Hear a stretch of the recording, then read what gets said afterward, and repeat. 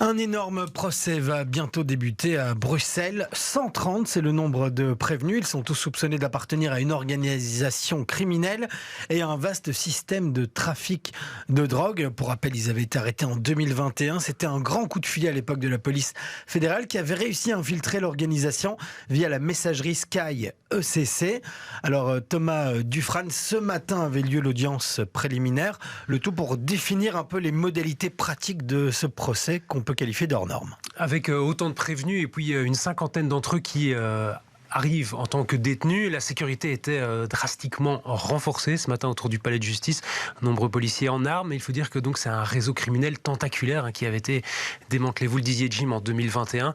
La police fédérale avait infiltrer cette messagerie cryptée Sky ECC. Selon la police, l'organisation assurait en fait la réception de marchandises de cocaïne, son extraction, son reconditionnement dans des laboratoires belges, et puis elle partait aux quatre coins de l'Europe. 6 labos ont été découverts à la suite de cette grande opération.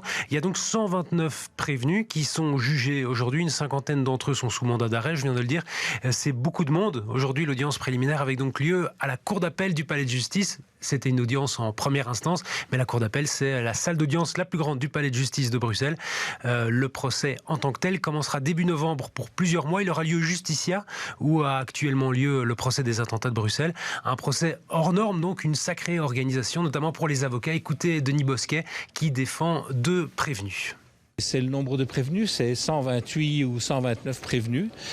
C'est le nombre d'audiences. Vous avez entendu 3 audiences semaine à concurrence de 4-5 mois. C'est donc l'organisation des cabinets. C'est des audiences qui ne se passeront pas au palais de justice, mais qui se passeront au Justicia, qui, comme vous le savez, est quand même relativement difficile d'accès, surtout à l'heure de pointe. On verra tout ça, je dirais, un peu au jour le jour. Je crois que le tribunal est en train de se poser un peu les mêmes questions que nous. Et on verra. Moi, je reste relativement optimiste dans la mesure où on voit la manière dont les choses se déroulent au procès des attentats. Les choses avancent bien.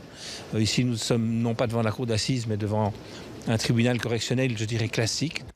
Voilà, merci pour ces informations Thomas Dufrane. On suivra donc ce procès dans le futur.